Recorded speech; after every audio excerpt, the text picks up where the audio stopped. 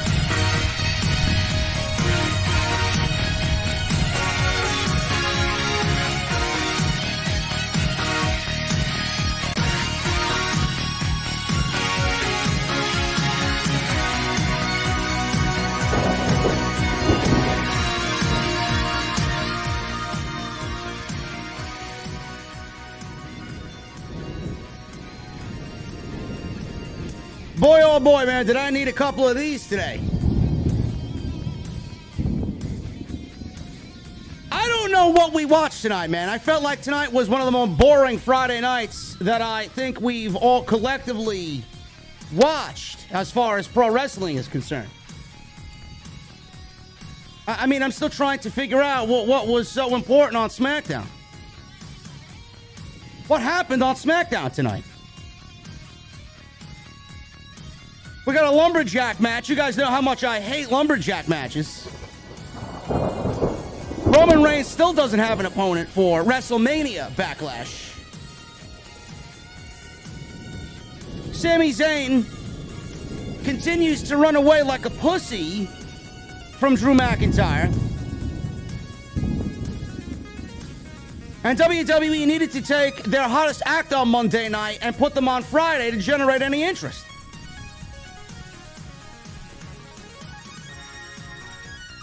Then on AEW Rampage, we got Adam Cole and Tomohiru Ishii in a qualifying match for the Owen Hart Cup. Jade Cargill defends against Marina Shafir, the TBS Championship against Marina Shafir.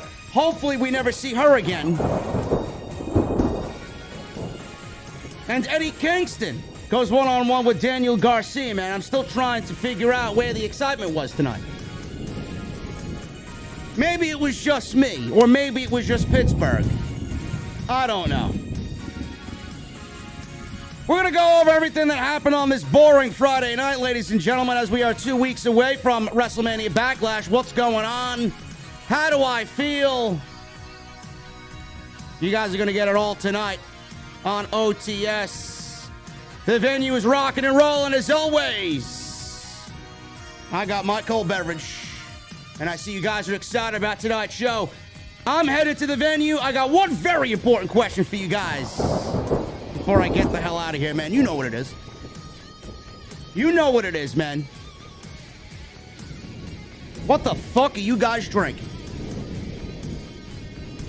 I'll see you over there.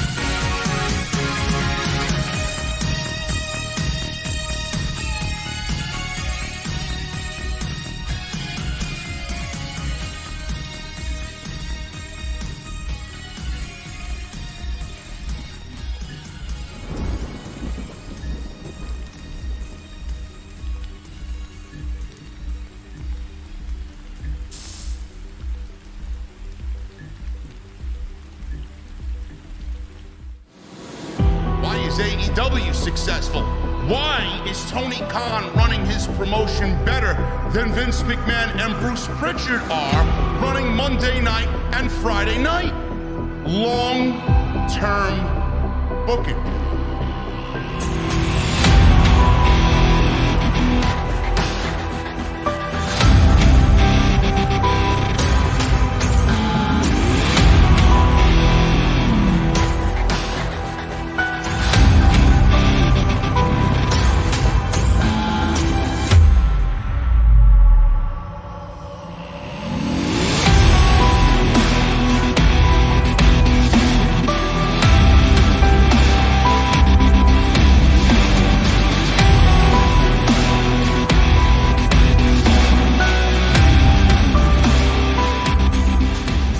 What is going on, guys? Thank you so very much for joining me on this Friday night. It is April 22nd, 2022.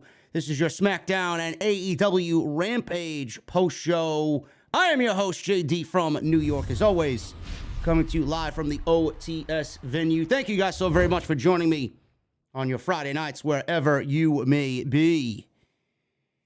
I don't know what happened tonight, man. I really... SmackDown always sucks, don't get me wrong. It may be the worst show of the entire wrestling week, is SmackDown.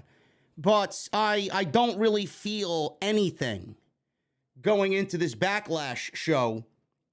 We don't even have Roman Reigns defending the Universal Heavyweight Undisputed Championship of WWE at this show. One week, I thought it was going to be Nakamura. And then this week, we don't really get anything as to who he's defending that title against. I don't even think Roman needs to be at the show, to be quite honest with you. I don't think his title defense is really necessary. I don't think his title defense is necessary at Backlash.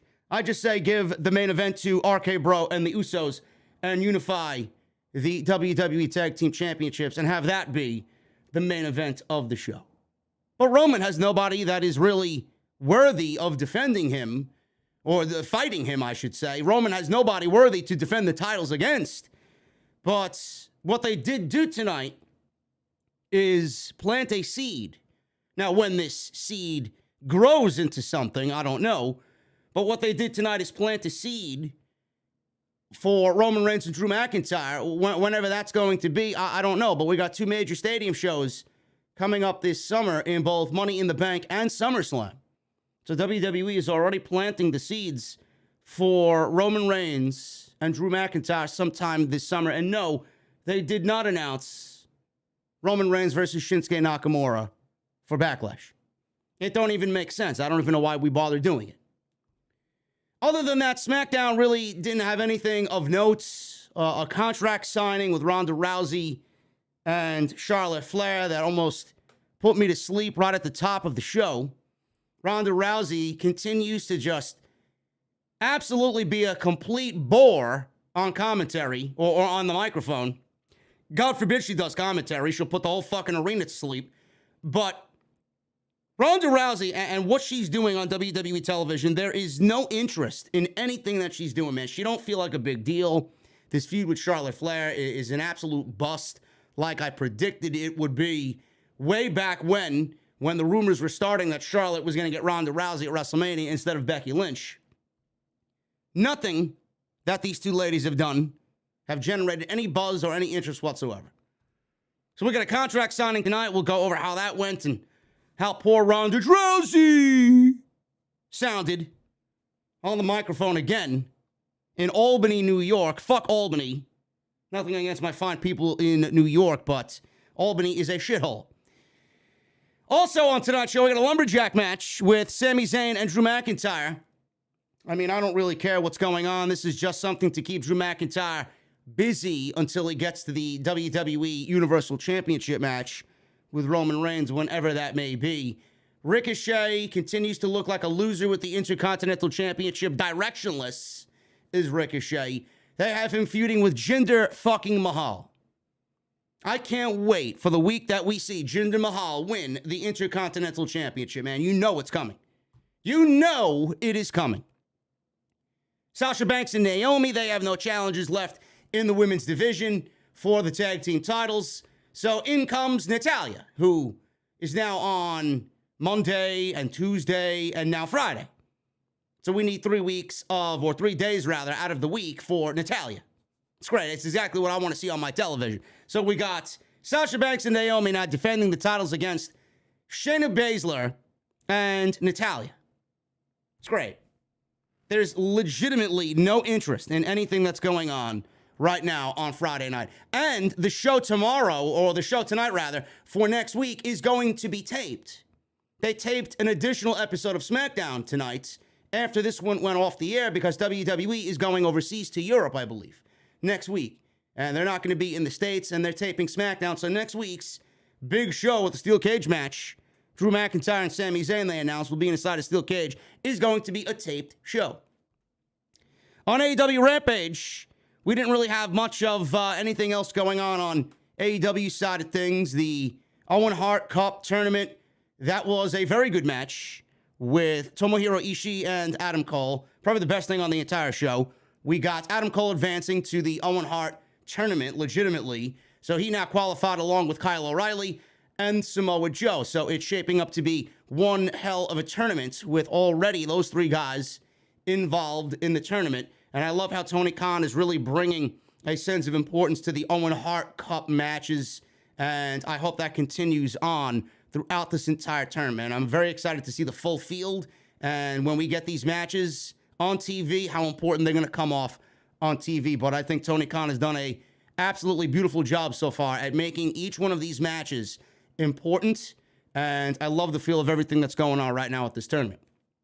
Jade Cargill, she defended the TBS championship against Marina Shafir. Not really all that exciting. It was absolutely boring. I expected it to be a complete botch fest, but it did not look as terrible as I expected it to be. But it was utterly boring, is the best way for me to describe it. Nobody gave a shit. And Jade Cargill goes on to win another match, and she's now 30-0. So what are we doing with Jade Cargill? I have no idea. I don't know what's going on there, but it's seemingly looking like she's running out of competition as well in the AEW women's division. I don't know how much longer she can remain undefeated. So we'll see what happens with Jade. Eddie Kingston and Daniel Garcia, they had themselves a nice little brawl tonight with no outside interference. And AEW is hyping up a big Dynamite next week with the Wardlow and MJF storyline, where MJF has now enlisted the services of Jake the Snake Roberts and Lance Archer to take out the big man Wardlow. So we got a lot to talk about tonight. And I want to thank you guys so much for joining me right here on Off The Script for your Friday nights. This is SmackDown and AEW post show right here on OTS. Next time you guys will see me live is on Sunday night. We're going to go live again with episode 427 of Off The Script, man. Should be a good show. We're going to take this week's big story of Triple H finally opening up about how he feels about NXT 2.0, man. We're going to talk about that. We're going to dissect what he said.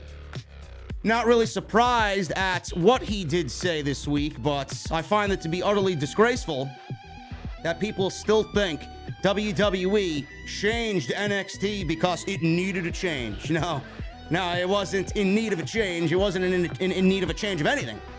They wanted to beat AEW, he failed, and then they punished him. That's the way it ended up happening. They're not going to tell you that. He's not going to tell you that. But we're going to talk about it on Sundays live Off The Script for episode 427. Make sure you guys follow me on social media at JDfromNY206. That's Twitter and Instagram. Hit that subscribe button down below. Turn on the bell for all notifications. Go check out all the content that you might have missed on the channel this week. There is plenty of it. So go check all that stuff out Monday night, Tuesday night, Wednesday night. And a couple of extras thrown in there as well. So make sure you guys go check the homepage for more content right here on the channel. Hit up my sponsor for today's show, man. We're sponsored tonight by Manscaped. Manscaped.com. That is Manscaped.com. Code SCRIPT20 at checkout to save 20% off and free shipping. Hit that like button down below as well, man. Likes help me out. They go a long way. Try for 1,000 likes minimum on tonight's OTS So hit that thumbs up. And guys, get your super chats in. Super chats, get them on in. We'll hang out at the end of the show. And hit that join button, man. We are nearing 700 members of the OTS VIP Club, man. You guys want to be a part of this OTS VIP Club, you got to hit that join button. Hit that join button, become a channel member, and let's get the show on the road, man. I'd love to hit 1,000 sometime this summer, man. Can you imagine 1,000 VIPs? Holy shit. Sounds like a damn good party to me, man. So make sure you guys get those super chats in and get your channel memberships in by hitting that join button, as always. And thank you for all the support right here on Off The Script. WWE started SmackDown off tonight in the most boring way possible, man. They want to put everybody to sleep.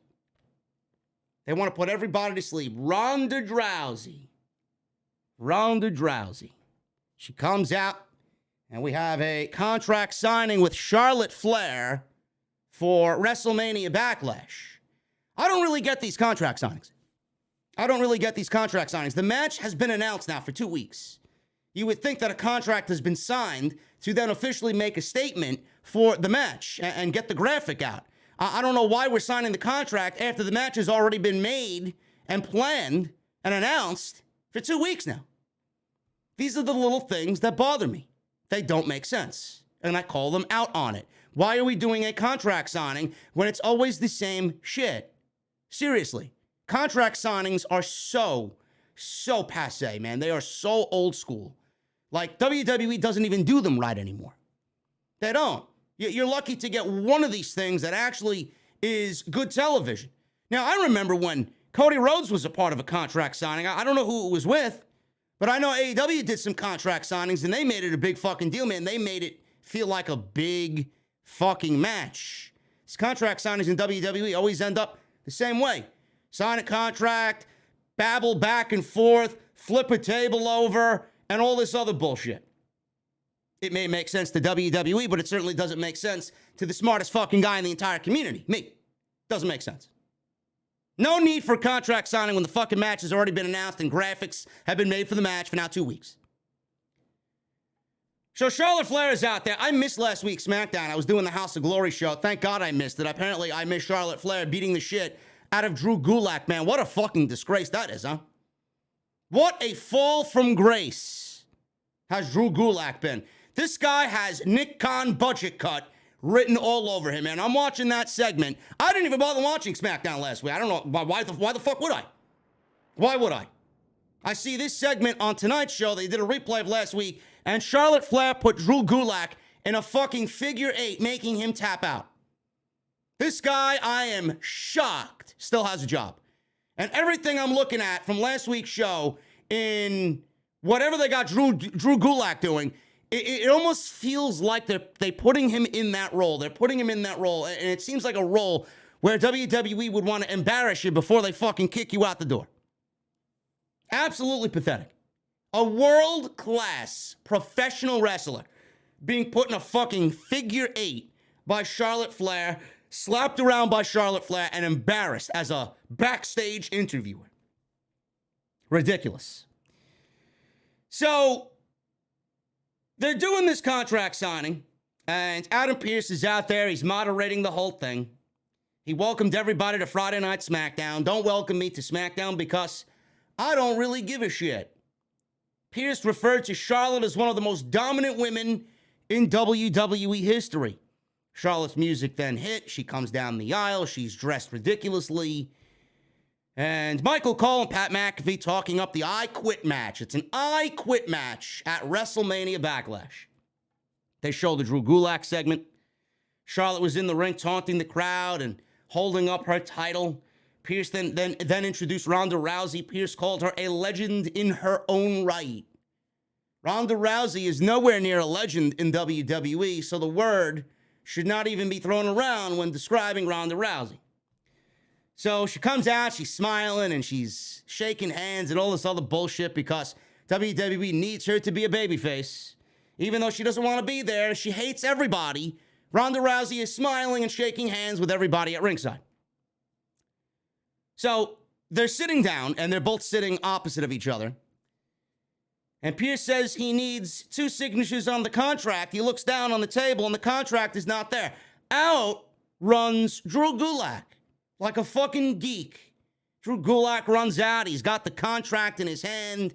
He then takes the microphone, and he wanted to do a PowerPoint presentation over the rules that are an I Quit match. So he wanted to go over all the rules for an I Quit match. He is now apparently Adam Pearce's assistant, his new assistant. He's interning for his new position here as Adam Pearce's new assistant. I hope that this is a continuity storyline or continuing the storyline from Sonya Deville all of a sudden wanting to challenge for the Raw Women's Championship. She can't do the wrestler thing and then do the backstage executive thing at the same time. You got to do one or the other. So it looks like, just from my understanding, I don't know if that's the case or not, who the fuck knows with Bruce Pritchard writing this show, that Drew Gulak may be taking Sonya Deville's spot next to Adam Pearce. Fine. Then we need to get Sonya Deville out of that role completely. So he wanted to do a PowerPoint presentation. Charlotte told him to shut the hell up. God, her voice just sickens me. Rousey tried to stand up for Gulak, and she mumbled something into the microphone. I don't know what the fuck she said. Apparently, she's so stupid, she doesn't realize that she's got a microphone in her hand, and she has to hold it next to her mouth for people to hear her. Putting everybody to sleep, mumbling. It's like she was legitimately fucking sleeping and mumbling into the microphone. So Charlotte said that she will explain the rules to Ronda Rousey if Ronda Rousey wants. Crowd starts chanting, "You tapped out, you tapped out," which she did behind the referee's back. Charlotte told the crowd that she was fixing her bra at WrestleMania. Oh, yeah, that's exactly what I remember seeing. You were fixing your bra at WrestleMania. It's a great one, Charlotte. Awesome. Crowd is still chanting, "You tapped out." Charlotte said this match has no rules and only ends when one superstar quits. I want to quit just listening to this woman speak. One woman has to quit. Charlotte says she's thought of ways to make Rousey quit. Listed all her moves. Nobody cares. She said it doesn't matter because she always finds a way to win. She said that Rousey is going to say the 2 best words in the English language. I quit. Charlotte signed the contract and then shoved it over to Ronda Rousey.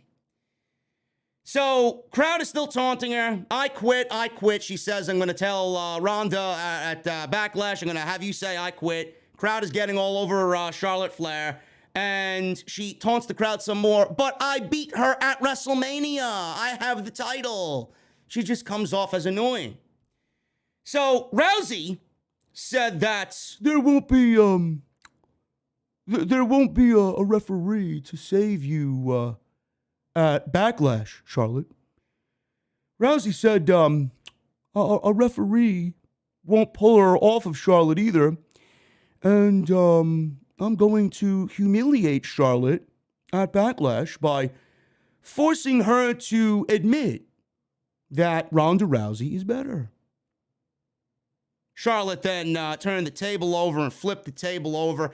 And Ronda Rousey, when the table got flipped over, immediately grabbed her arm. It's almost as if she did not expect the table to be flipped over onto her at the end of this segment. She just stood there in a way where her body language said, "What the fuck are you doing? I wasn't expecting that." And she was holding her arm, standing there, all hunchback like a fucking, like Gollum. I mean, I don't get the terrible acting. She can't even fucking speak and cut a promo, and then she's standing in the ring holding her arm as if she didn't expect the table to be flipped over on her by Charlotte Flair. I'm like, what the fuck am I watching here, man? What a disastrous way to open the show. The acting here is fucking garbage. It is so bad. So, the table was flipped over, and all of a sudden they start brawling. Charlotte went after Ronda Rousey with a kendo stick. Started beating Ronda with a kendo stick. Rousey recovered, took the kendo stick from Charlotte and started beating Charlotte with it. Charlotte retreated as Gulak, then tried to pull these 2 women apart.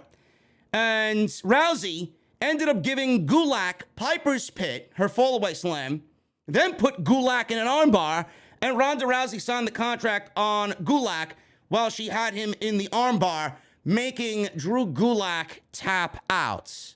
And Charlotte Flair looked on from the outside, right at the edge of the ramp. This was a little awkward, to say the least, by both Charlotte and Ronda Rousey. We have Gulak now becoming a WWE intern for Adam Pearce, who's been treated like a fucking complete jobber. And he's got Nick Khan budget cut written all over him. If he makes the next round of cuts, I will be floored. It just feels and looks like they put somebody in this position to merely embarrass them. World-class athlete is Drew Gulak. He's over here fucking wearing suits and being submitted by both Ronda Rousey and Charlotte Flair in back-to-back weeks. Rousey is absolutely fucking garbage television. And I'm sure she's a lovely woman. But her acting skills come off to me as if she doesn't want to be there. I do not want to watch somebody on my television that comes off the way Ronda Rousey does, and what I see is somebody that is just barely getting by and doing the bare basics to get by weekly television, and there's nothing as far as excitement coming out of Ronda Rousey. She does not want to be there, so why do I want her on my TV challenging for a SmackDown Women's Championship that she's inevitably going to win because Fox is not going to have it any other way, and then we have to have this woman leading the division? Oh my God.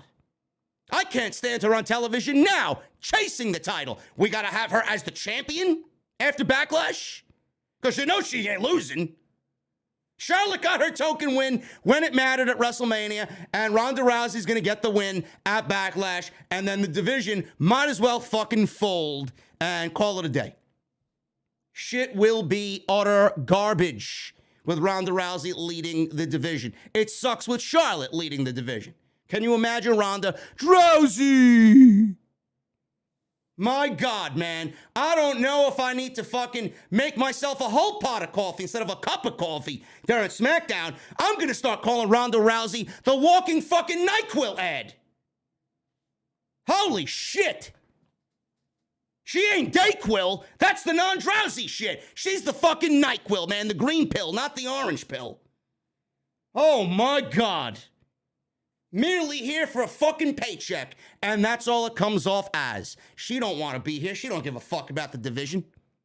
Figured somebody like that with name value like that comes on in and makes the division better. She's making the division worse. Worse. What a shit way to open the show. We got Michael Cole talking about whatever happened last week with Ridge Holland, Sheamus, Scrappy Doo, and the New Day. Butch apparently jumped Xavier Woods last week, jumped over a table and beat the shit out of him. So Xavier Woods comes out, he's wrestling Butch tonight on SmackDown. You know I complain about a lot of things on WWE television, but I have every right to do so because none of it makes sense.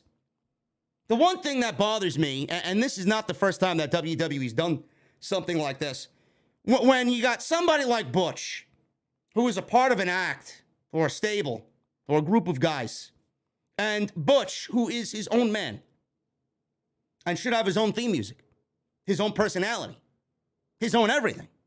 When somebody like Butch comes out and has to come out to Sheamus's theme music, how does that make Butch look to the viewer at home? It makes Butch look like a complete loser. It makes Butch look like somebody that doesn't have his own identity, and there's nothing about Butch that Butch owns or is Butch that I care about. They're basically putting everything that Sheamus is with Ridge Holland and Butch. Ridge Holland also comes out to Sheamus's theme music. I'm sorry, I'd like to see Butch come out with his own fucking theme music with Sheamus and Ridge Holland walking behind him, not the other way around. I don't want to see him come out with Sheamus's theme music and then Sheamus comes out walking in front of everybody as if he's going to wrestle Xavier Woods. That doesn't come off as Butch, Pete Dunne, being important. It's the little things to me that matter. And WWE can't even be bothered to do the little things that matter. So we got this match here. Scrappy Doo versus Xavier Woods. Let me at him! Let me at him, Scoob! That's what he is. Puppy power. Butch. Reggie. Woods had an early advantage here.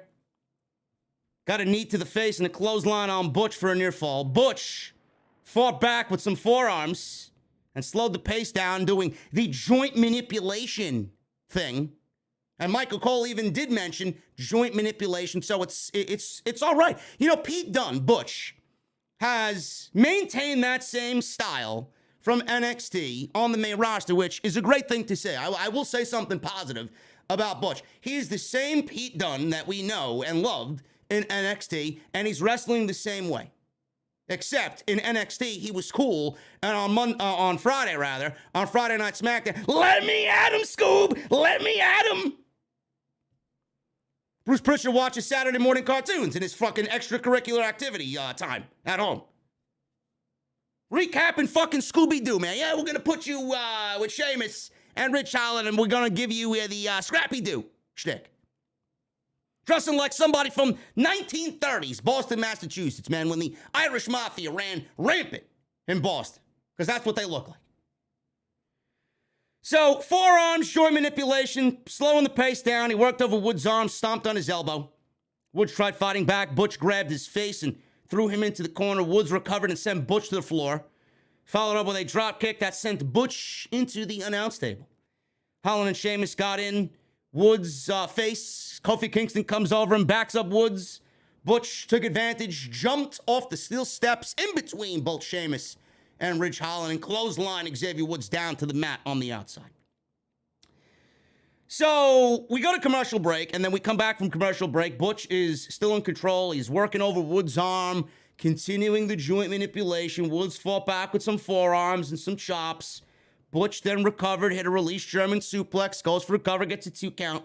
Suddenly, Woods caught Butch with a backwoods, his small package. This is his finisher now, by the way. He calls this the backwoods, which is a small package. So WWE knows that they have a problem with roll-up finishes. Everybody loses by a roll-up, and now they've made it into a thing with Xavier Woods as a way to mock you. Now they try to think they try to get you to think it's funny, and it's not. It just looks more ridiculous than ever before. But that's how he beats Pete Dunne, with a fucking small package out of nowhere. Now, I don't understand how Pete Dunne hasn't won a match yet. Why haven't we gotten this man a win yet on Friday night? He's now winless since he's been called up. Why? Is it not important to establish your new talent, your new, fresh, vibrant talent in Pete Dunne? I don't understand why he can't get a victory over Xavier Woods or Kofi Kingston. And why are we still feuding with these fucking guys? Like, what is the deal here? What's the entire issue between these guys?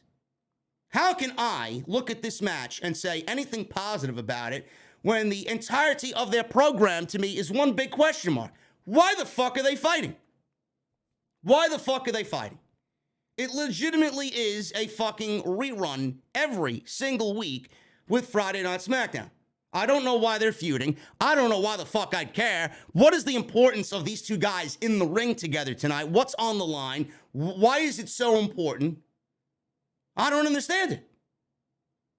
I don't understand it.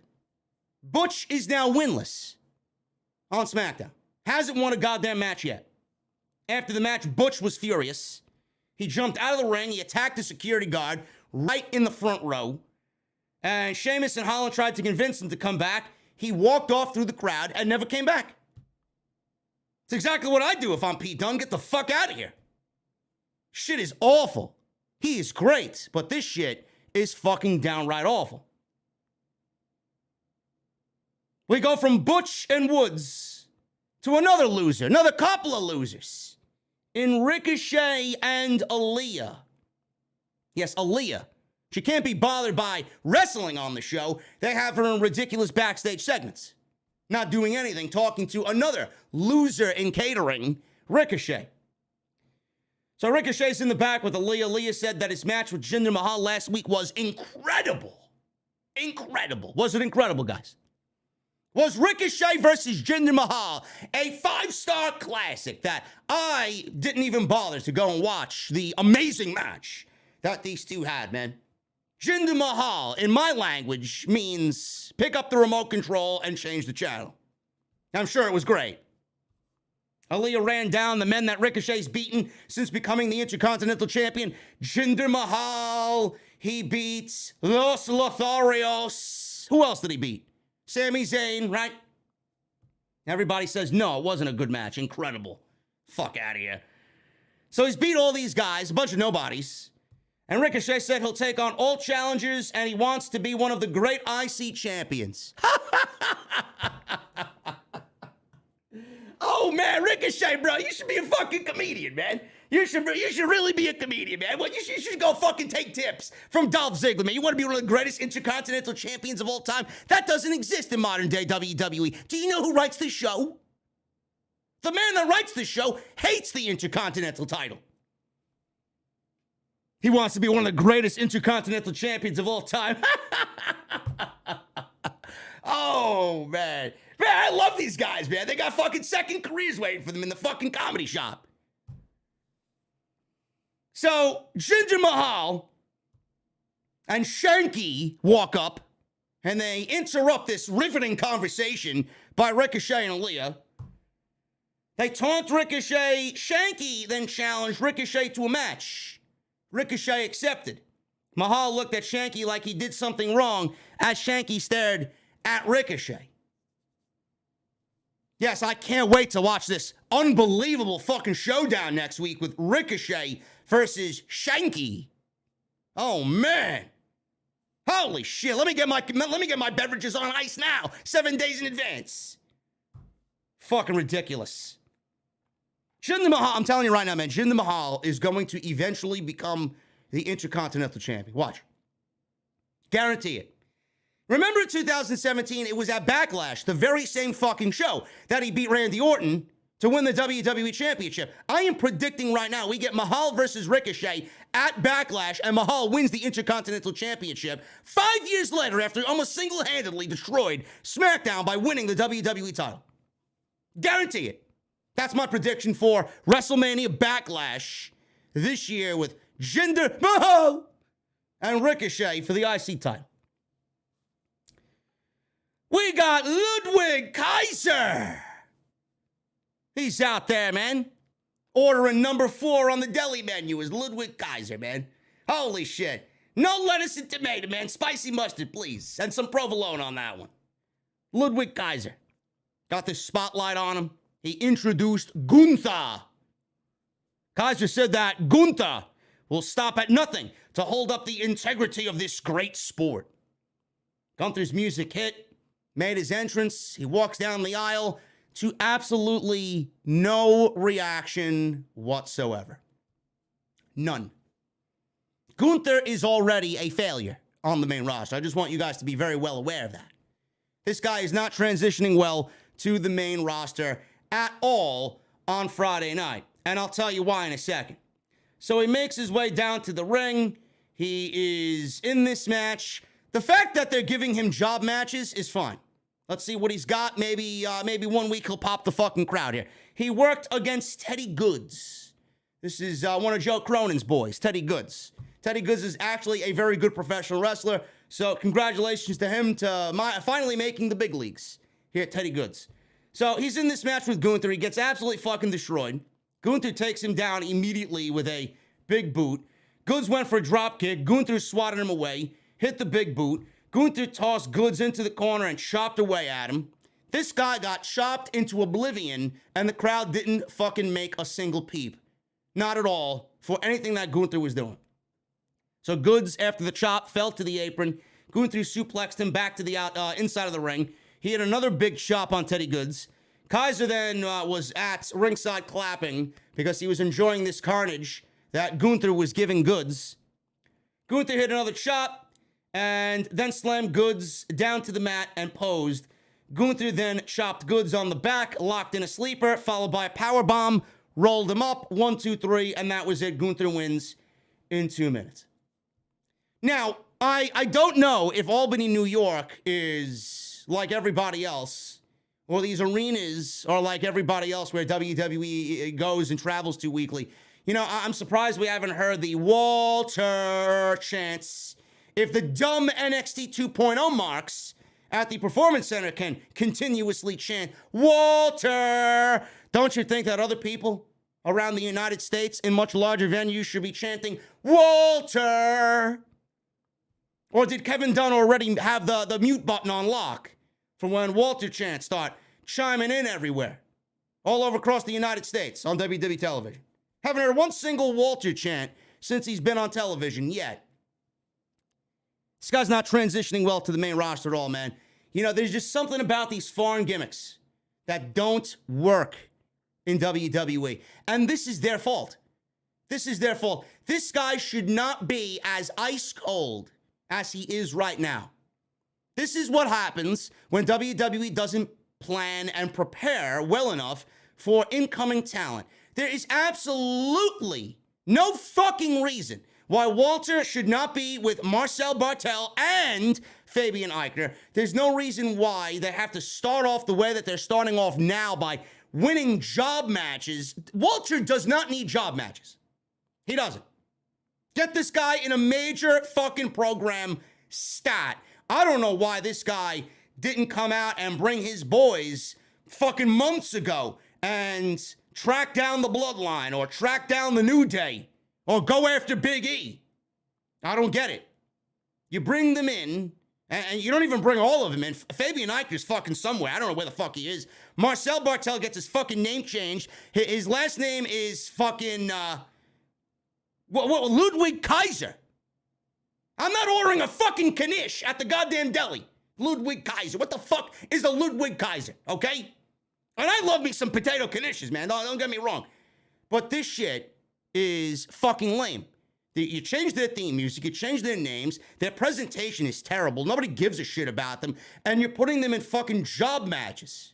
These guys should have come in and made a major splash on the main roster, and all I hear is the sound of silence.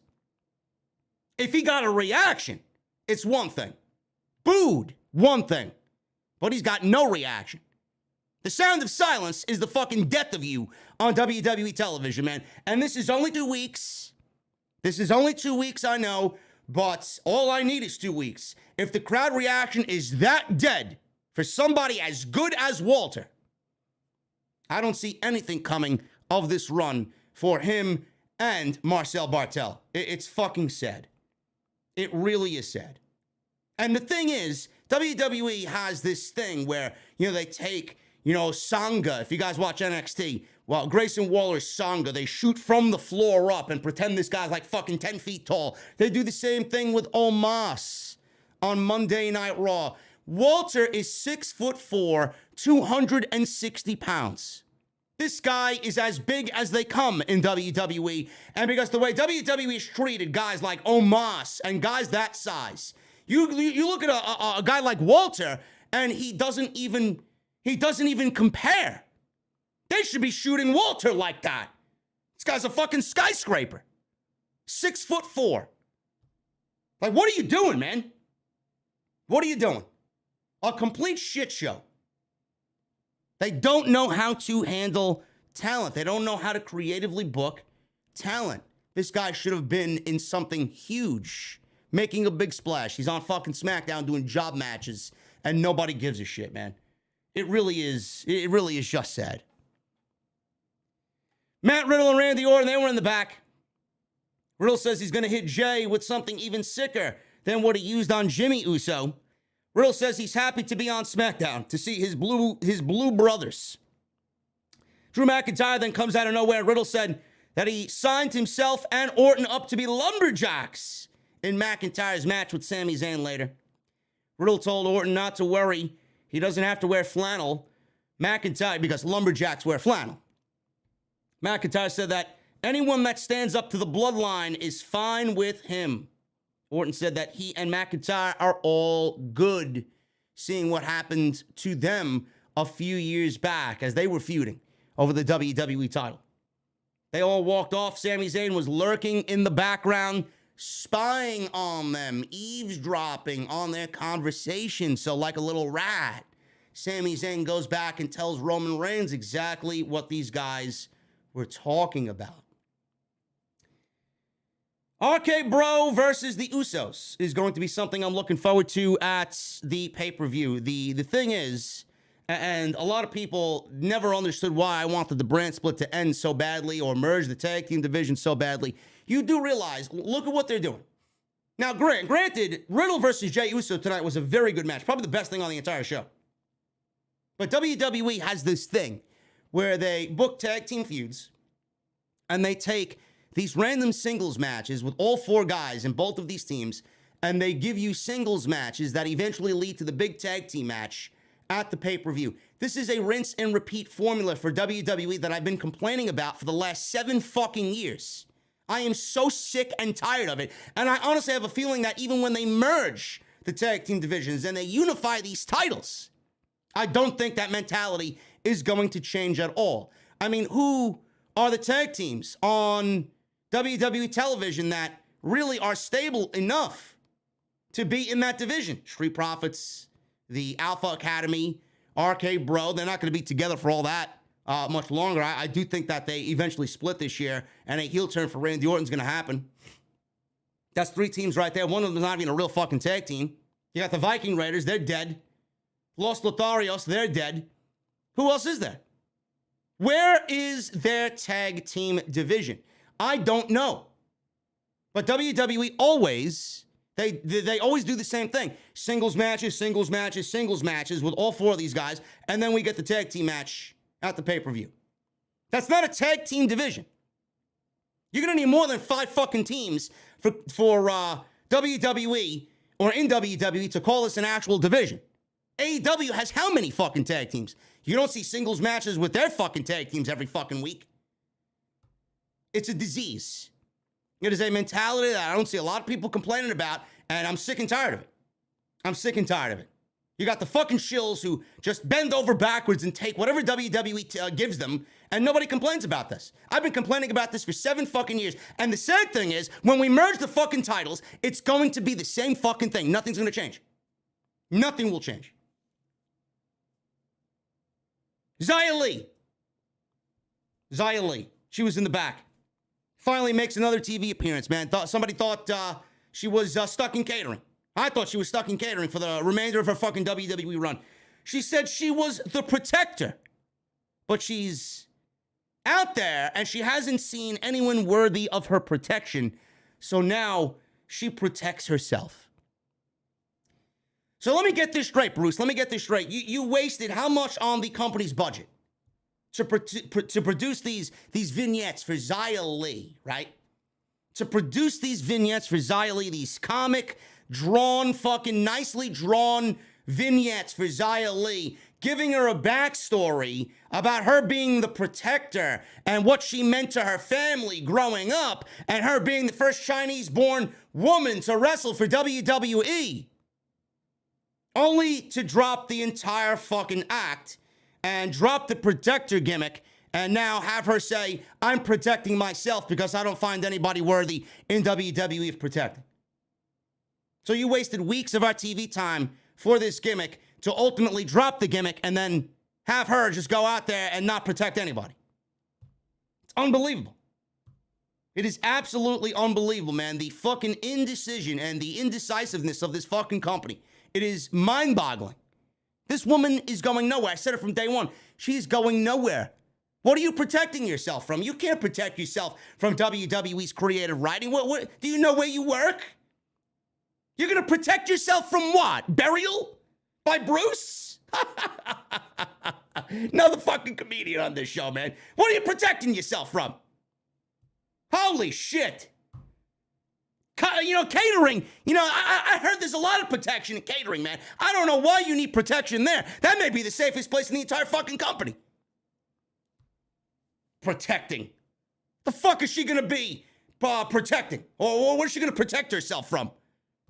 Not with Vince and Bruce running around, fucking doing what they got to do. Randy Orton and Matt Riddle make their way to the ring. We got Riddle versus Jey Uso. Another singles match. Another singles match with tag team wrestlers. Great. This was actually a very good match. Easily the best thing on the show. So, we got these two in the ring. Riddle had an early advantage on Jey Uso.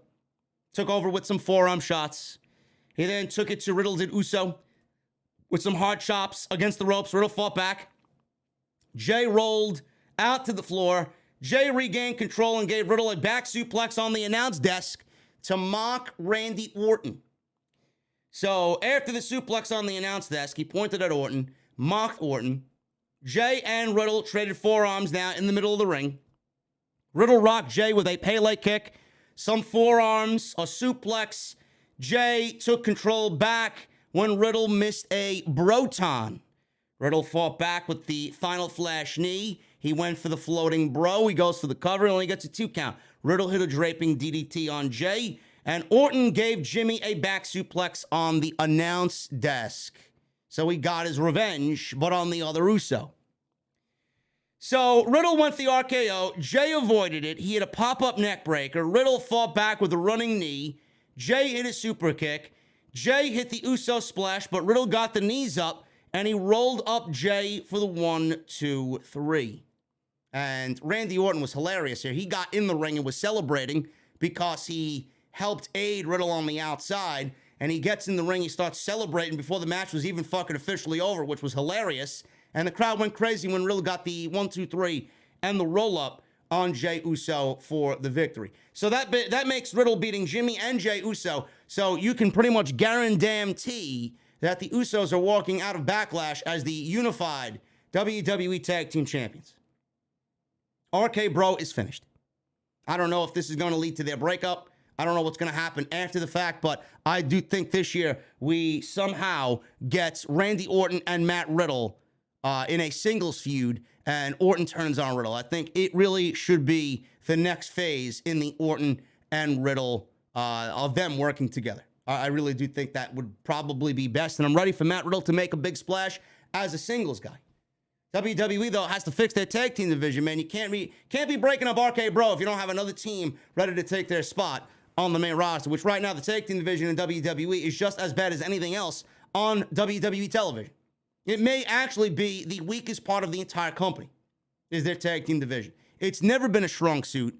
But WWE really needs to get on the ball and get some fucking tag teams in that division. If you're going to merge the titles, we need a solid 8 or 9 tag teams on WWE television.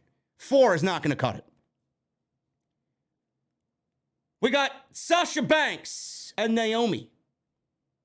They come out and they're interviewed by Kayla Braxton about winning the WWE Tag Team Championships, Women's Tag Team Championships at WrestleMania. Kayla said Naomi called their shot 2 months ago, and they've been unstoppable since winning the titles at WrestleMania. Naomi said that they're just getting started. Crowd lightly started to chant, "You deserve it," at Naomi and Sasha. Naomi said they knew that they were capable of working together and doing great things, and that's why they're dominating and glowing. Banks then says, "This is a sisterhood, and Naomi has had her back since day one, and she will always have her back." Banks said that the Boss and Glow have no competition, legitimately. They said they have no competition, but they have no competition legitimately because there's no tag teams in the women's division. None. It's another fucking problem. Naomi ran down all their past opponents. Natalya and Shayna Baszler make their way to the ring. Natalya is on the microphone, and Natalya says they didn't beat them, so you do have competition. Banks said she saw Natalya and Baszler at Mania watching them win. Natalya said she's a 3-time Guinness World Record holder. Wow, I'm impressed. What is she in the Guinness World Records for, Natalya? What did she do? Does anybody know? So she talks about her Guinness World Records. Baszler said they're going to take the titles and then it will be fun over for Sasha and Naomi. Baszler said everyone is looking at the next women's tag team champions. Banks and Naomi held up the titles. Naomi told Natalya and Baszler to try and come and take them, and then Shayna shoved Sasha Banks down hard as the segment came to a close. A, I don't care. B, how much better is Shayna Baszler on the microphone compared to Ronda Rousey, man? Holy shit. Maybe Shayna Baszler should be giving some tips to Ronda Rousey. Maybe we should be getting Shayna Baszler versus fucking Charlotte Flair for the Women's Championship. I don't care about this. WWE is merely throwing shit at the wall and seeing what sticks here with the women's tag team titles. I mean, these titles are the most unnecessary things in the entire company ever created. No need for women's tag team championships. They were created because of some political fucking bullshit online to better the women's division, and I honestly think that they've made the women's division worse. It's given me more television that I just don't care for, man. We don't need them. Sasha Banks and Naomi versus Natalya and Shayna Baszler, man. Great. When are we getting that? I'm sure it's going to be happening at the pay-per-view because they got how many singles matches are we going to see with Sasha versus Shayna and Sasha versus Natalya and then Baszler versus Naomi and Baszler versus Natalya? Yeah, I can't wait. I can book the fucking feud right now for it. I just did. That's the next 4 weeks of fucking television right there. Guarantee you next week we'll get fucking Baszler versus Naomi. Ridiculous. In fact, you know what? I think Naomi should turn on fucking Sasha. Sasha should turn on Naomi. Just get rid of him. Just get rid of the tag teams. Not needed. Sasha's a better heel anyway. That's what I was hoping for when I seen these two. They got no competition. Great. Have one turn on the other. Madcap Moss. Still wearing suspenders is Madcap Moss. Yeah, this show is great. I know. I don't believe I'm talking about this shit. This show is fucking dog shit. Madcap Moss and Happy Corbin were in the back. It's exactly what I want to see on my TV. Happy Corbin. Corbin said it made him happy to see Moss last week. Corbin says he's willing to be the bigger man and forgive Moss. He asked to have him back. Please come back, bro. Let's do this thing like old times, man. We had a lot of memories together, a lot of good laughs together. So Moss thought it over for a second. Moss told a bad joke and then said that ship has sailed. He made fun of the fact that Baron Corbin cannot grow hair anymore. So he declined Corbin's offer. So Moss makes his way out to the ring and he wrestles Angel Garza of Los Lotharios. They do the kiss cam. Moss wins in about 2 minutes. This was a complete waste of fucking time. And the fans just didn't really seem to care at all. I mean, how the fuck could they? Madcap is going nowhere with that gimmick. And the fucked up thing is, Riddick Moss is a great talent. There's a lot of people in that company that are very high on Riddick Moss, Paul Heyman included. I don't know why they have straddled him with this lame fucking gimmick. Holy shit. He's going nowhere with that Madcap Moss comedy fucking clown gimmick. So Moss took Angel down, back elbow, then back dropped him over the top rope onto Humberto. Angel caught Moss with a dropkick when Humberto grabbed his legs. Moss recovered and ran wild with a shoulder tackle in the corner. Moss sent Humberto back to the floor with a clothesline. He then took it to Angel with another shoulder block and then hit his neck breaker finisher, which he calls the punchline, for the 1, 2, 3. After the match, Corbin ran out and attacked Moss from behind. Corbin beat him down and hit the end of days. He jumped out of the ring and stole the Andre the Giant Memorial Battle Royal Trophy. Great. We're going to get Madcap Moss versus Baron Corbin at WrestleMania Backlash, aren't we? Oh, man, I can't fucking wait, man. Let me get the cold beverages again on ice 7 days in advance. I'm shaking with anticipation. Los Lotharios, man, what the fuck are they doing?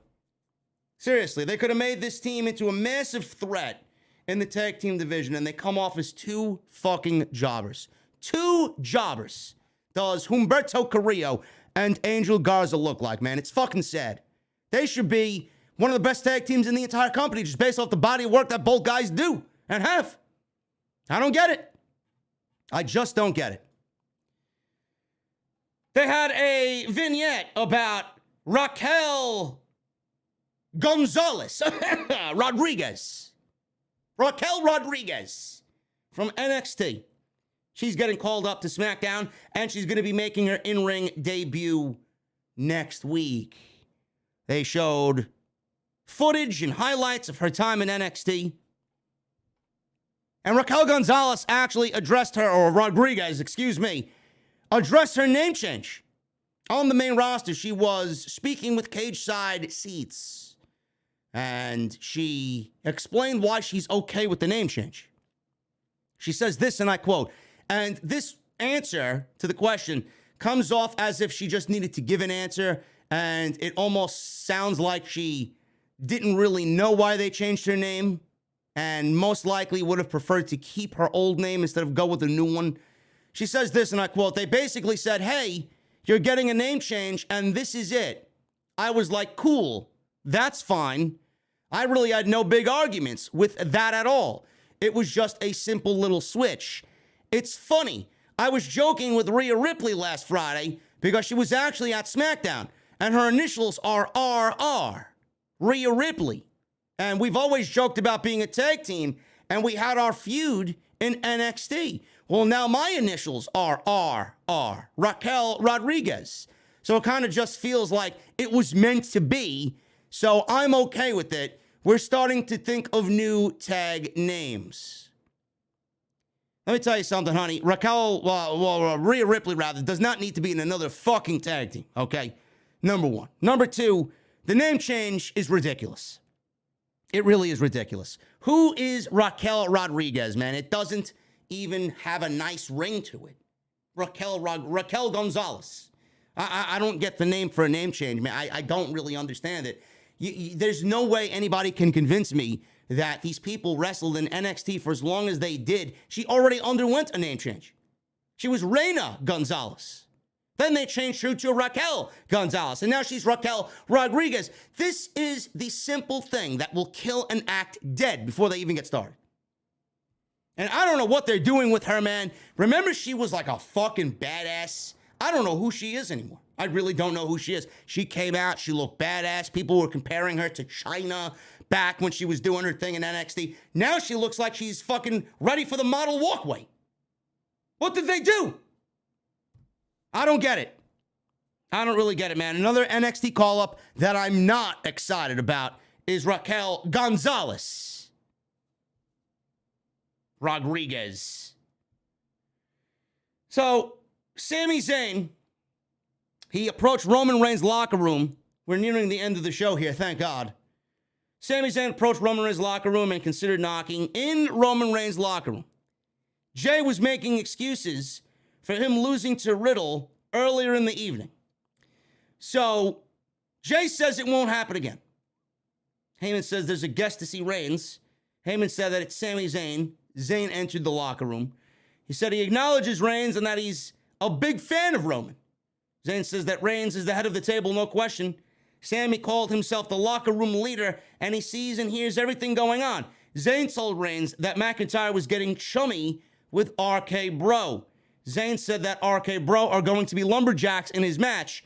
Zayn then told Reigns that they said disrespectful things about Roman Reigns' family. Zayn says he has a proposal for the bloodline. And Zayn said he needs to beat McIntyre to regain his credibility. Sami says if he could get some help with that from the bloodline, in return, he would help them when they need it. Zayn told Reigns that he can be a valuable ally. He reiterated that he acknowledges Roman Reigns, and Sami Zayn needs Reigns to acknowledge him. Sami Zayn then said, all right, nice chatting with you. He gets up, he walks away, and Reigns, he was thinking about it, and he said that there are people on his show running their mouths about our family. Go take our name out of their mouths, is what he said. So, Roman is upset. Is he going to help Sami Zayn? Probably not. Roman doesn't need Sami Zayn's help whatsoever. Sami Zayn is great, though. One of the best parts about Friday night is Sami Zayn. Lacey Evans. We got another terrible Lacey Evans story. This is chapter 3. I wish it was chapter 0. They're all fucking awful. Lacey Evans is telling the story about her mom, and she said she grew up without her mom. Evans said she didn't have her mom, and she was left sobbing in a pile of dirty clothes. She said she does her own makeup before the shows because she had to teach herself where beauty was and how to use makeup. Evans talked about her amateur wrestling career. She said she juggled a job, wrestling, and school all at the same time. She would come home in the rain and find her father high and asleep with a cigarette in his mouth, a lit cigarette in his mouth. She said not everyone has been in situations that scare them to death. She said that she's confident, a wife, a mother, a Marine, and a WWE superstar. She said she's not better than the other superstars, and they sure aren't better than her. I don't find any interest in these Lacey Evans storylines, man. Nothing going on there that really says to me, oh man, I can't wait to see her back. All of this shit sounds so incredibly forced. It does, like, this is all probably genuine and real life shit that she's talking about. But my God, the way it's being read and the way that it's being scripted and coming off on television, it makes it sound so incredibly fucking forced. It don't even sound natural. I have no interest in seeing her do what she's doing, and I don't really care to hear her sob stories, man. It doesn't even come off as genuine. It probably is, but it doesn't come off as genuine. I don't know what value she's going to bring the women's division. I don't know what to think about any of this. I don't know where their end game is going with this. The crowd doesn't really seem to care either. They did this the first time with Lacey Evans, man. This is just a rehash of what they did before she got knocked up. That's it. She was doing the whole old vintage look that she was doing, calling everybody nasties. They did the same thing with Lacey Evans then, and now they're doing it again all over, but this time without the gimmick. This shit sucks. No interest in anything she's doing or saying at all. We got Drew McIntyre and Sami Zayn in the main event, finally. Drew McIntyre and Sami Zayn, Lumberjack match. I hate Lumberjack matches, man. I think they're absolutely fucking awful. I think they're so cringe. They're all the same. Nothing about it is exciting. We had RK Bro, the Viking Raiders, Mansoor. This is the fucking first time Mansoor's been on SmackDown since the draft. Jinder Mahal, Shinsuke Nakamura, The New Day, Shanky, Sheamus, Ridge Holland, Butch, and the Usos. They're all out there. All Lumberjacks.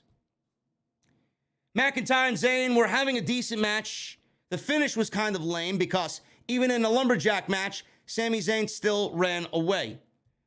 So the Lumberjack match is supposed to keep everybody inside the ring. WWE defied the logic laws here, and they pretty much made the entire Lumberjack match fucking worthless. It defeats the purpose of the Lumberjack match, and all this Lumberjack match did was set up another match between these two next week on Friday night. So the bell rang, Sami Zayn jumped out of the ring, he tried to escape. The Lumberjacks would not let him leave and threw Zayn back in the ring. McIntyre backed Zayn into a corner, took it to him with some hard chops. Zayn sent McIntyre to the floor, and all the heels started beating up on him before throwing him back in. That really does not, it should not happen in a Lumberjack, man. It's all the same shit. Oh, the babyface gets thrown out. The heel Lumberjacks put the boots to the babyface. It's so fucking lame. It really is. So the face Lumberjacks wouldn't let him leave. Like I said, Zayn was back in the ring. McIntyre backs Zayn in the corner. He goes out to the floor, does McIntyre. Heels are putting the boost to him. They throw him back in. The face and heel Lumberjacks all now started to face off. Sheamus and Holland took more shots at McIntyre, threw him back in. McIntyre recovered and took it to Zayn with a glass cow kiss. He followed up with 2 belly-to-belly suplexes and a neck breaker. McIntyre went for the Claymore kick, but Zayn rolled out of the ring. RK Bro tried to throw Zayn back in, but the Usos rocked them with super kicks. So they took out RK Bro with super kicks on the outside. So all the Lumberjacks now started brawling at ringside. Zayn tried to run off. McIntyre caught Zayn and threw him back in. McIntyre hit a huge dive over the top rope and took out all the Lumberjacks who were just kind of joined together on the outside in one big pile. Zayn took the chance to run through the crowd and escape the ring. And there was no bell that rung. There was no count out or anything. There's no rules. There's no rules here. So the match ended with Sami Zayn running away and Adam Pearce coming out and said he didn't think a Lumberjack match could end this way, but Sami Zayn proved him wrong. Pearce then announced next week McIntyre versus Zayn in a steel cage match. After the match was over, Mahal and Shanky jumped McIntyre as he yelled at Zayn in the crowd. McIntyre fought back, hit the Claymore kick on Mahal. He went over to McAfee and gave Zayn a warning to end the broadcast in Pat McAfee's headset. I don't know, man. This show is a fucking disaster every single week. There's legitimately nothing to like about SmackDown. And the fact that Roman doesn't have an opponent, Roman doesn't have a title defense at Backlash, it only makes SmackDown that much more worse. Next week, WWE's got a 2-for-1er, man. I hate Lumberjack matches, and the other thing that I hate that they do are these beat the clock challenges. We got a beat the clock challenge next week on SmackDown, man, with Ronda Rousey and Charlotte Flair competing in who can beat their opponent quicker. Wow. That is fucking what I call riveting television. McIntyre takes on Sami Zayn in a steel cage. Ricochet defends the IC title against Shanky. And Raquel Gonzalez Rodriguez makes her in-ring debut on Friday Night SmackDown. Show sucks. The show is fucking awful. You guys are not awful, though, man. I love you guys. Thank you for joining me on your Friday night, man. Fridays are skippable moments, man. Nobody watches Friday Night SmackDown. Nobody watches the live streams on YouTube in the community. Nobody gives a shit. Nobody cares. I care, though. I care about you guys. I care about Manscaped. Manscaped.com.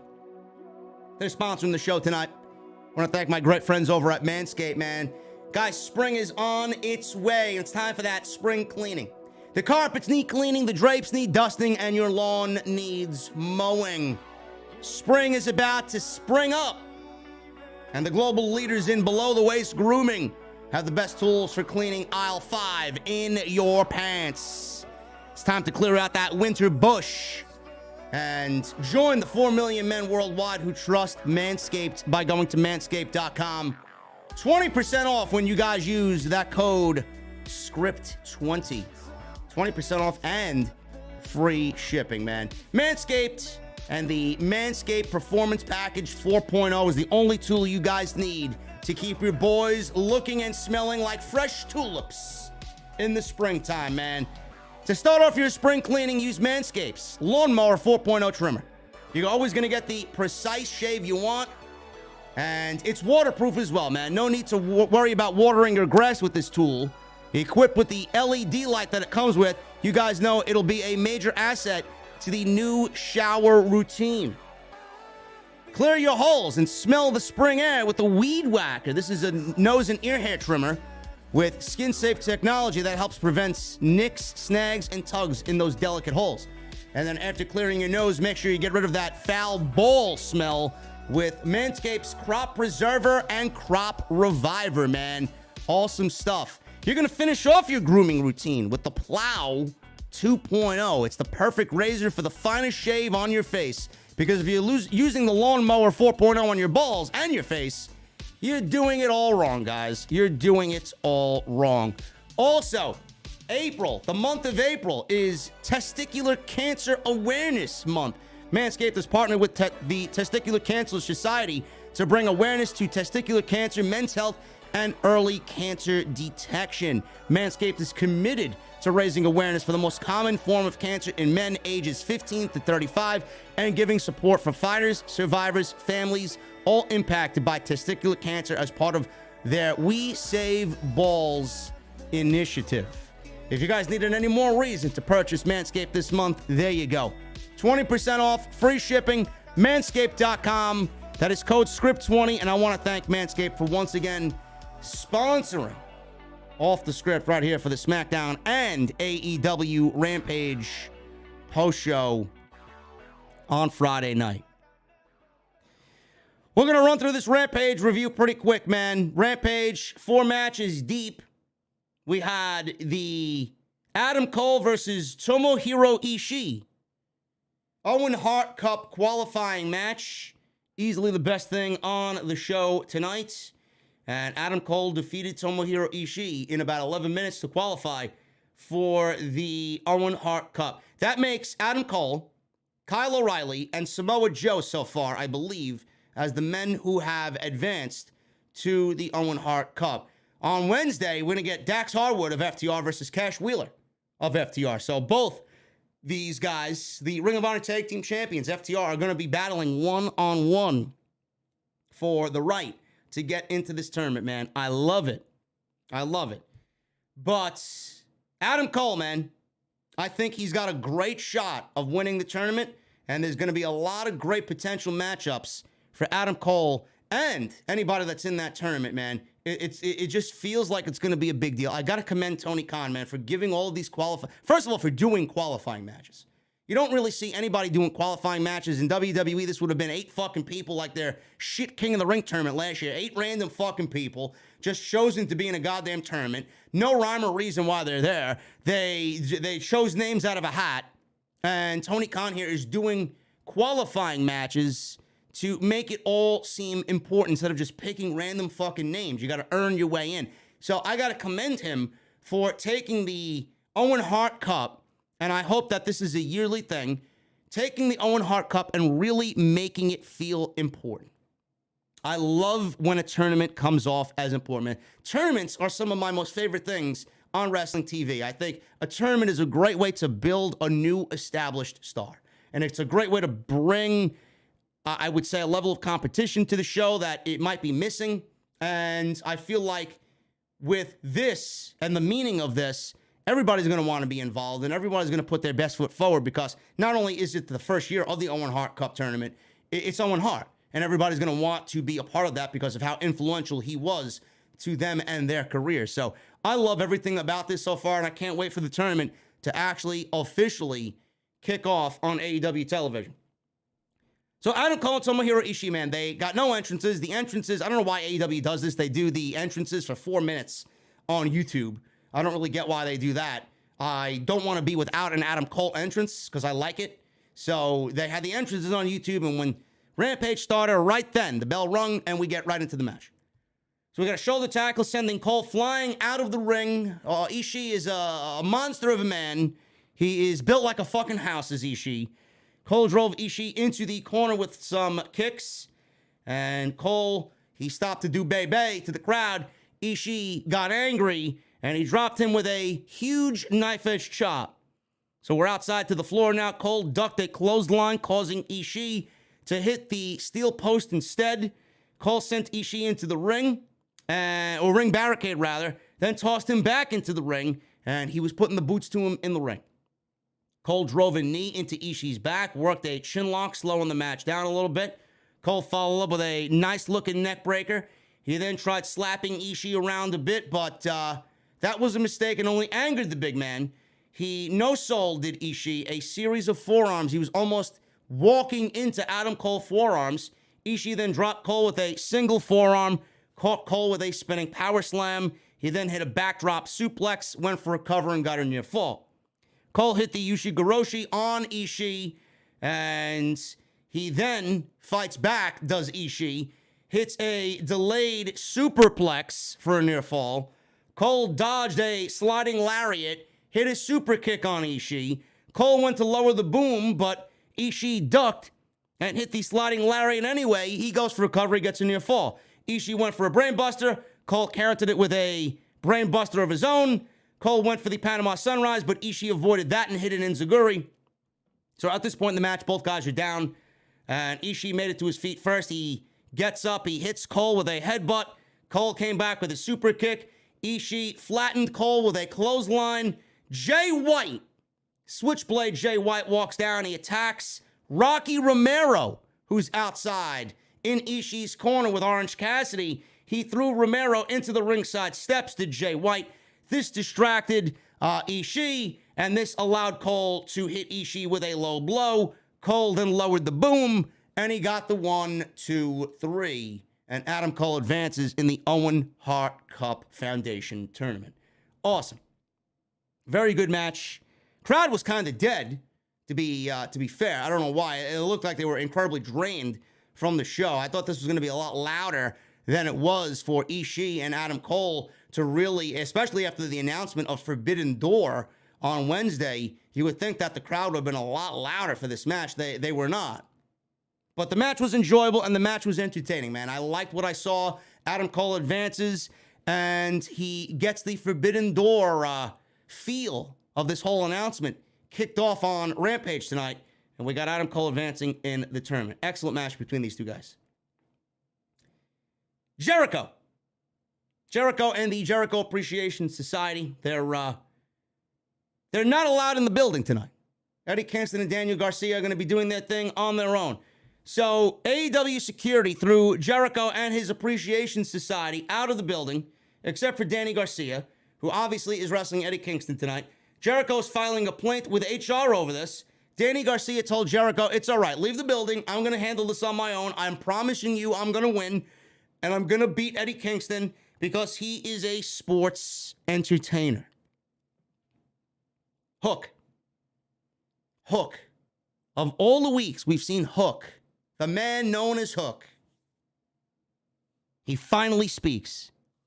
There was a segment backstage where we had Hook being interviewed again. Everybody wants to hear from Hook.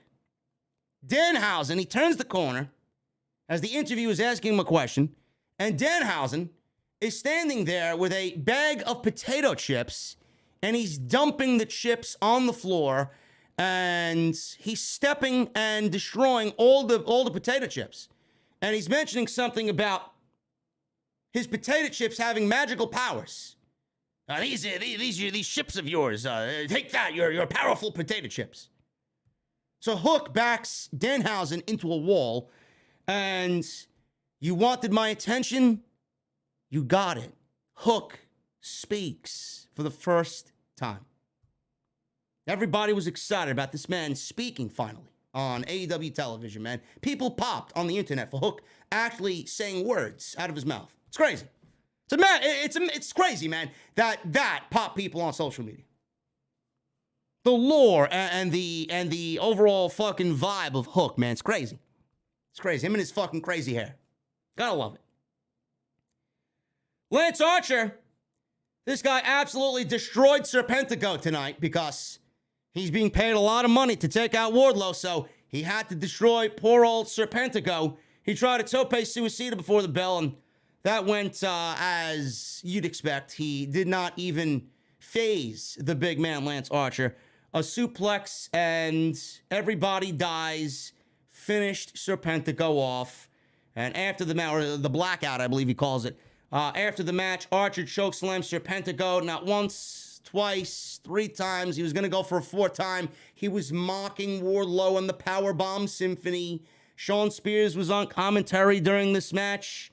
And he was very enthusiastic about the money that they're paying Archer to take out that pig, Wardlow, on Wednesday. Should be a great match.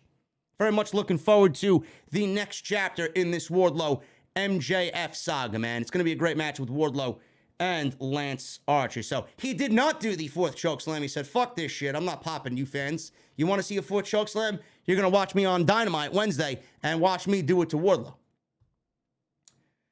Mark Sterling. He's narrating video packages now of Tony Nese highlights. I like this pairing.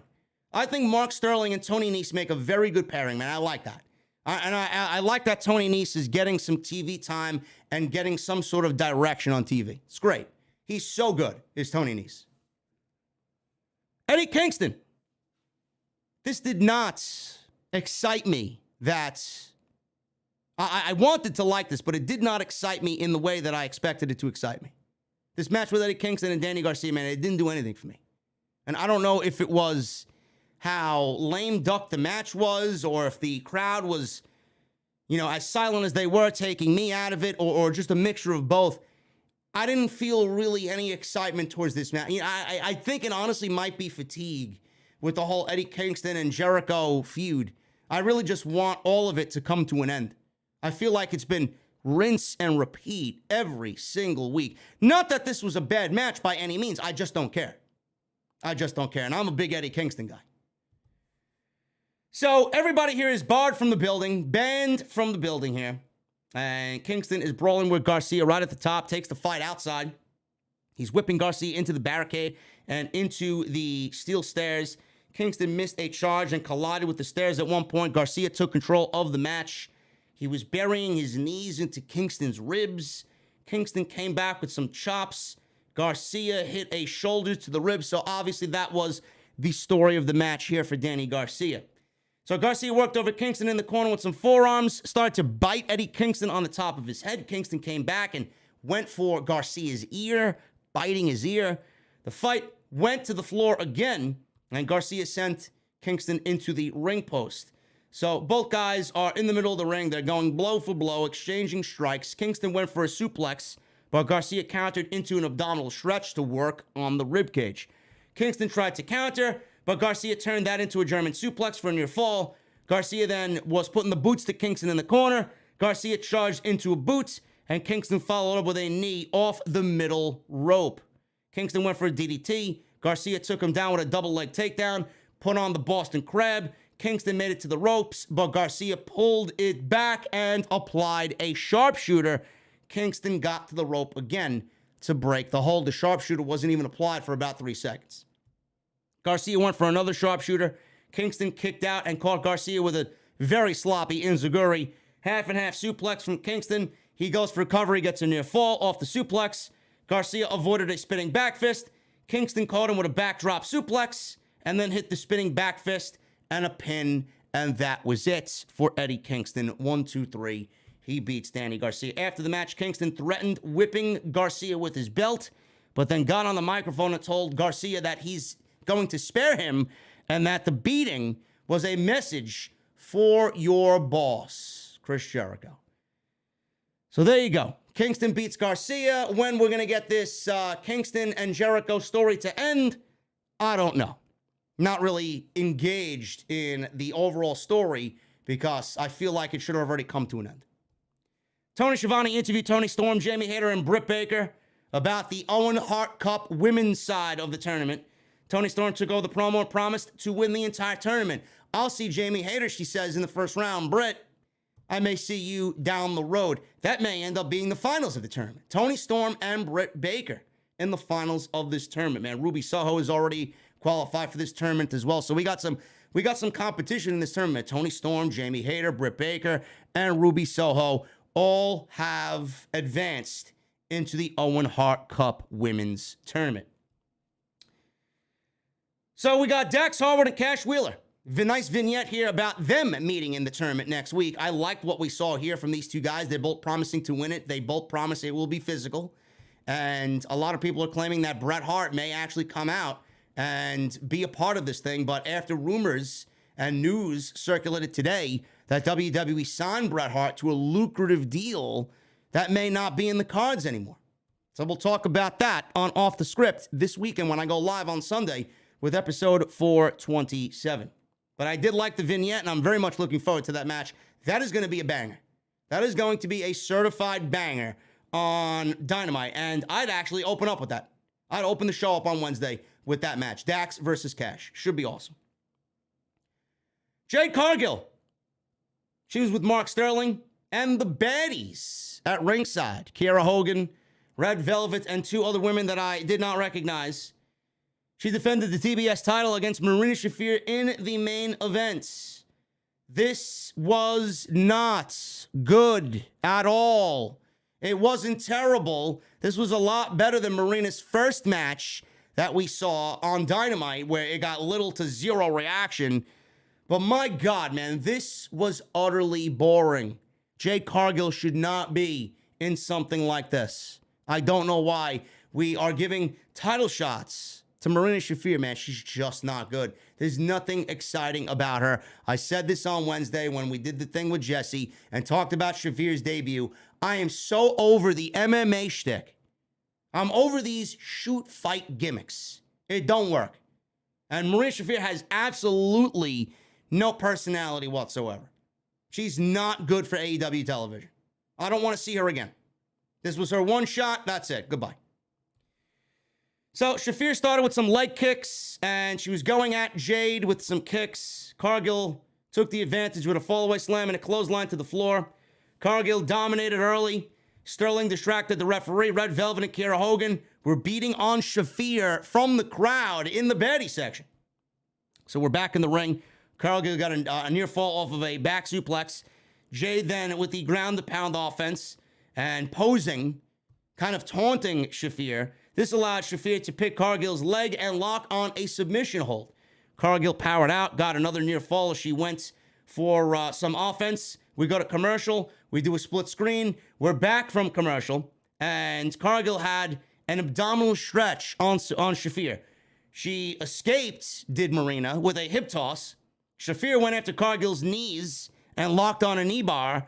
Cargill got to the ropes. That forced a break. Shafir wrapped Cargill's leg against the steel post.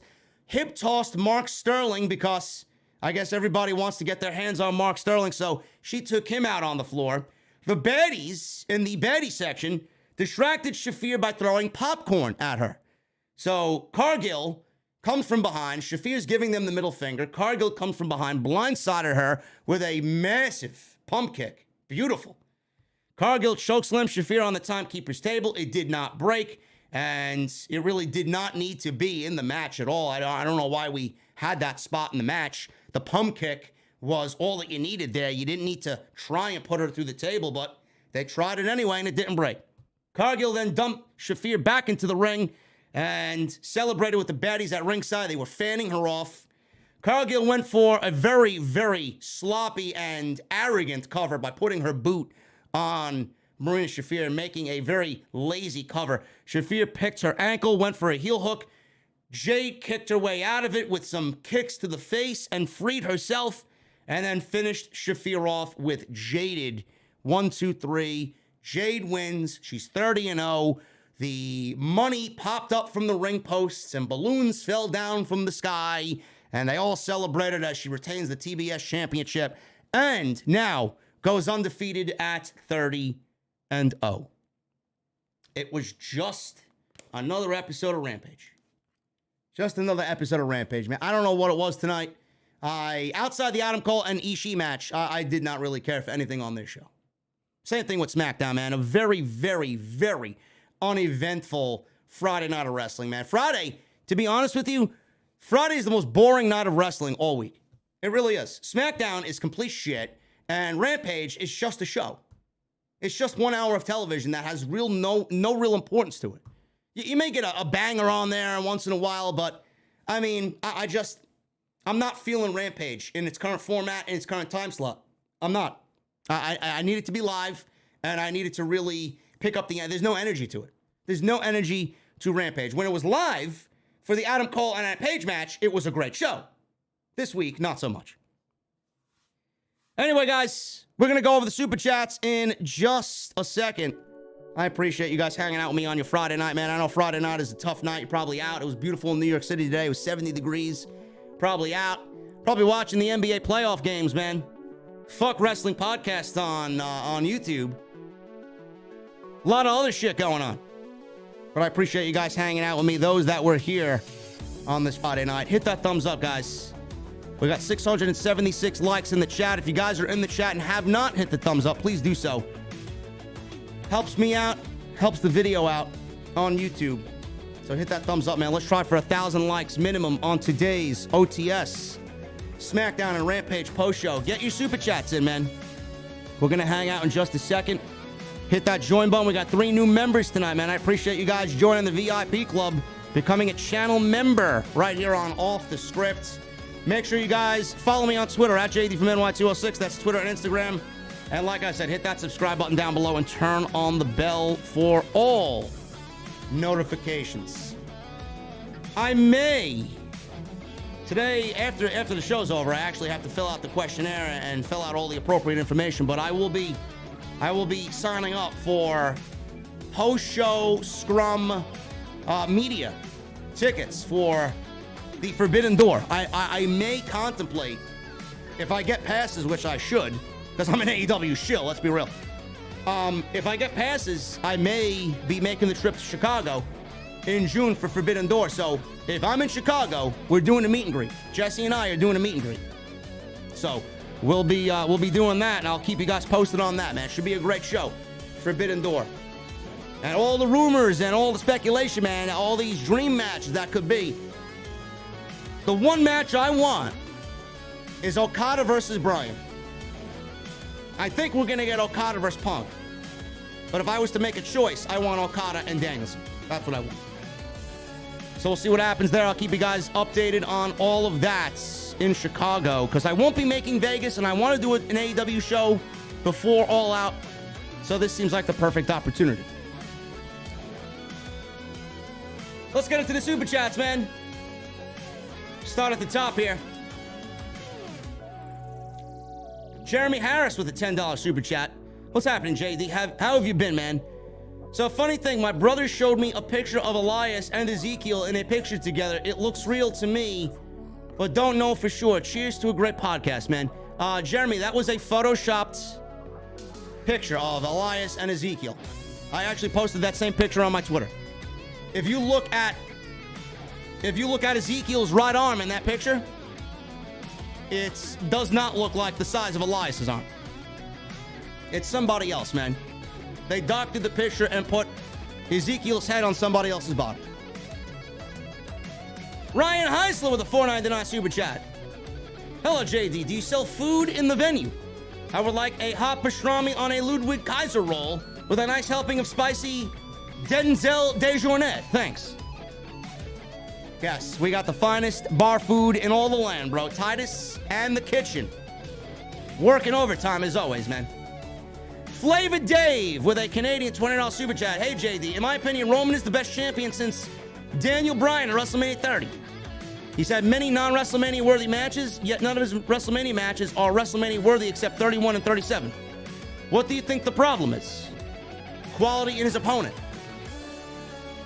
Roman was a young Roman at 31 against Brock Lesnar. Plus, you had the Seth Rollins cash-in. And WrestleMania 37, he was in there with two of the best guys that the company has to offer, Edge and Daniel Bryan. It's just the quality of opponent, man. Just the quality of opponent. He had a great WrestleMania main event last year. There's no reason why it couldn't be the same thing this year, but that's what you get with Brock Lesnar, man. Brock Lesnar's just a one-trick pony. He's there to collect, and he's not there to really impress anybody. Joseph Taylor with a $5 Super Chat. Adam Cole, Tomohiru Ishii, Eddie Kingston, Daniel Garcia matches of the night. I enjoyed Cole and Ishii. That was my match of the night for Rampage. Michelle Moran with a $2 Super Chat. I see Cole versus O'Reilly in the Owen Hart Cup. I was actually thinking that myself. I think we get a nice little throwback to their NXT TakeOver match. Should be great. Tony Brown with a $4.99 Super Chat. The baddies, he says. A lot of booty meat in the baddie section, brother. Sure you're all over that. JP5150 becomes a member for 20 months in the OTS VIP Club. Thank you, JP. Casa Dragones on me, brother. I'm literally halfway to the coveted gold mic status. A long journey that's probably more enjoyable than SmackDown with my usual Casa Dragones on ice. Thank you, man. 4 more months, and you got that elite gold microphone, man, which is only held by 2 people. 2 people. Tan May and Stu Sexton have gold microphones, man. Seems like you're going to be joining them in the exclusive VIP club. Max Black with a $5 in UK Super Chat. I'm starting to think that they use Shinsuke Nakamura to distract us from asking questions about how hurt Roman was. But I appreciate what you do. Max, you may be correct on that. You may be absolutely correct on that. Lost Star DB with a $5 Super Chat. Been listening to your podcast while at work. Helps the day pass by. Keep killing it. Thank you, Lost Star. We got some good things coming up, man. I'm glad I could keep you entertained at work, brother. Stretch Dollars becomes a new member in the OTS VIP room. Stretch, what are you drinking, man? First round is on me. I saw with a Canadian $2 super chat. Are you going to Dynamite in New York on May 11th? No, I am not. I am not going to Dynamite in New York on May 11th. Captain Solo with a $5 super chat. Gulak and Sami Zayn are booked like the two biggest geeks in wrestling. Hope the money they're making is worth it. They deserve so much better. Joseph Morrison becomes a member inside the OTS VIP Lounge. Joseph, what are you drinking, brother? Your first round is on me tonight. Joseph Taylor with a $2 super chat. I can see Fabian Eichler getting released after Backlash. I honestly think Fabian's going to be a part of a new group with Tony D'Angelo to help him battle Legado del Fantasma. That's my prediction there. Steven Escalante Gonzalez with a $1.99 super chat. Can I get a prayer? My great grandma passed away. I'm sorry about that, Steven. Everybody throw up those prayer emojis for Steven and his great grandmother passing away. Sorry to hear that, man. Jimmy Belenko becomes a new member in the OTS VIP Lounge. Jimmy, welcome, my friend. What are you drinking tonight, man? Dickens Dumont with a $1.99 super chat. He leaves no message. Dickens, put it in the tip jar. I don't need it, brother.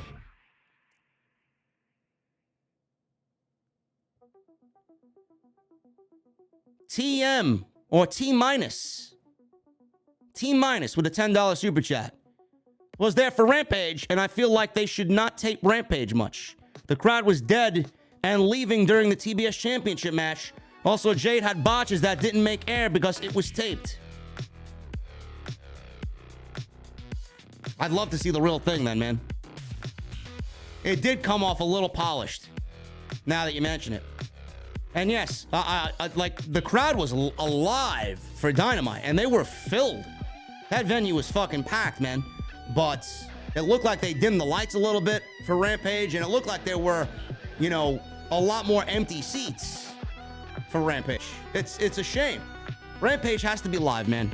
This tape shit sucks. Golden Boy with a 7-month membership. Thank you, brother. Today was a slow wrestling day, but as always, the venue is the place to be. Lift your drinks, give it toast, and smash that like button. There's only one JD. Thank you, brother.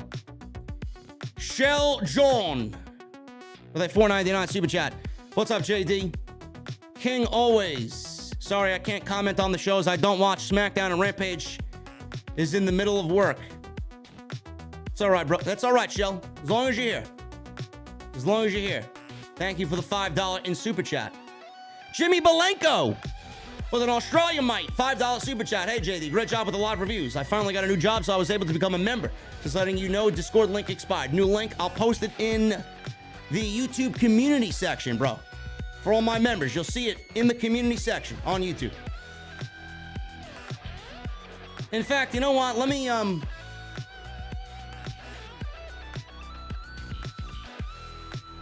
do that now. Hold on. I'm gonna do it for my boy Jimmy Belenko. Hold on. Invite people. Hey guys, here you go, guys. There is your Discord link in the chat right there. I'll pin it right at the top.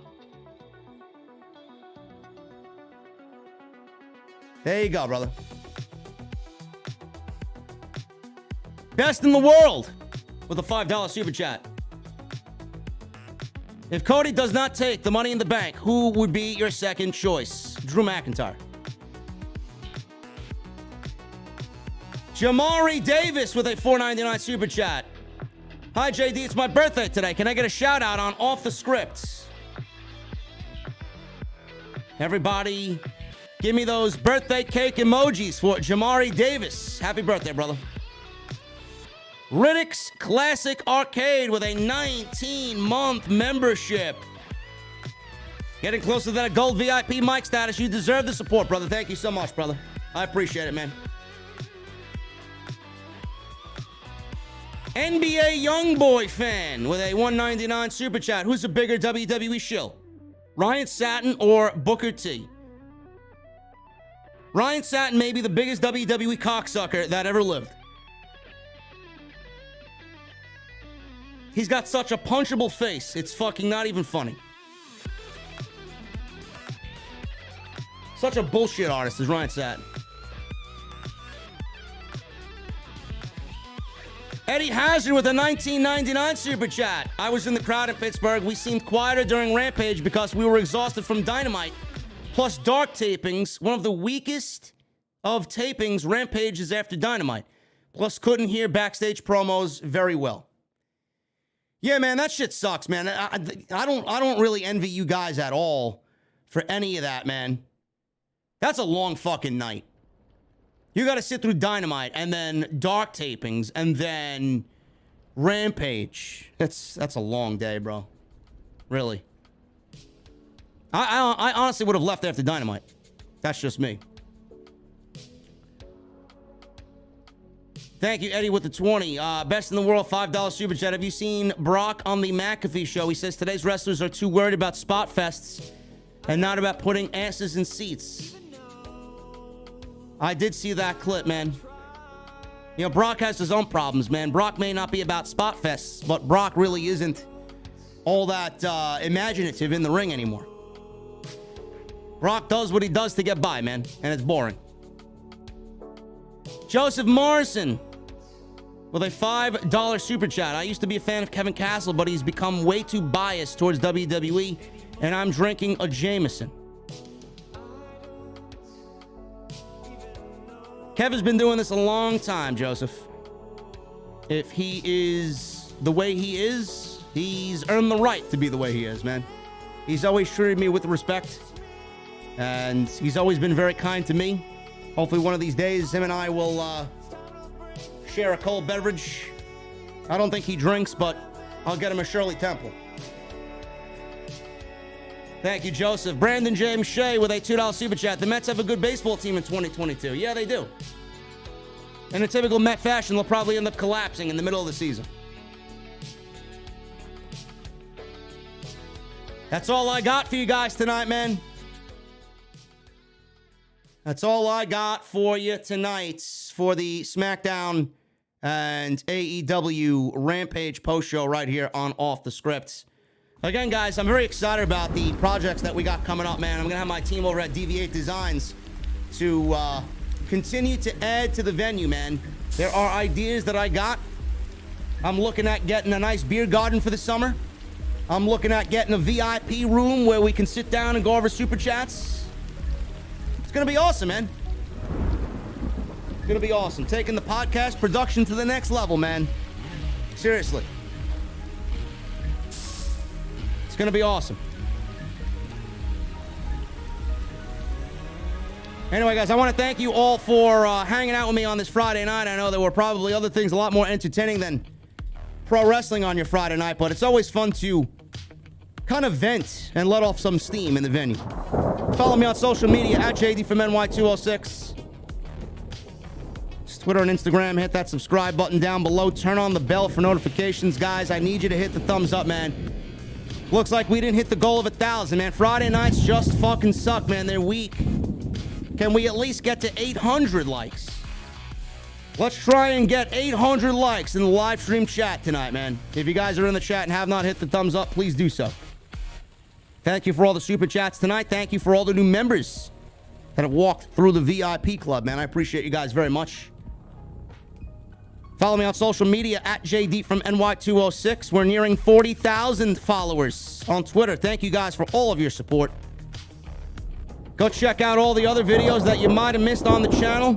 Tons of it. Next time you'll see me back live is Sunday night. We're going to do Off The Sccript, episode 427. Should be a good one, man. So RSVP. When you see that, hit your sub boxes. And go check out my friends over at Manscaped, man. Manscaped.com. You guys are going to use that code SCRIPT20 at checkout to save 20% off and get that free shipping. It is Testicular Cancer Awareness Month. So if you guys are going to buy Manscaped, man, you're helping out. And it's going to a great, great cause. I appreciate you guys, man. Again, thank you for everything tonight. And I'm about to get out of here, man. I need two things from you all right now before I roll the window up and drive away, man. I need those guitar emojis in the chat. I need those Mustang emojis from my VIPs because you got them. And I need that music on max. Guys, I'll see you back live Sunday nights for episode 427 of Off The Sccript. Until then, take care, guys.